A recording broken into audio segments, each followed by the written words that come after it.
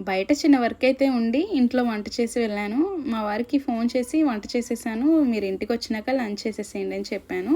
కానీ మా వారు ఏం చేశారంటే ఇంటికి రాంగానే చేసింది మటన్ కీమా. ఆయనకైతే రైస్‌తో తినాలని అనిపించలేదంట. ఫ్రిడ్జ్‌లో ఉన్న రాగి చపాతీ తీసుకొని వాటిని చక్కగా టోస్ట్ చేసుకొని అటు ఇటు బటర్ వేసి తర్వాత ఇంట్లో ఉన్న వెజ్జీస్ అన్నీ ఒకదాని తర్వాత ఒకటి చాప్ చేసుకున్నారు. Carrot, lettuce and capsicum, red capsicum and అలాగే యెల్లో క్యాప్సికమ్ కూడా చిన్న చిన్న పీసెస్‌గా చాప్ చేసేసుకొని ఆయనకి నేను ఆల్రెడీ మయోనీస్ ఇంట్లో చేస్తాను కదా! కొంచెం ఐడియా ఉంది ఎట్లా చేయాలో.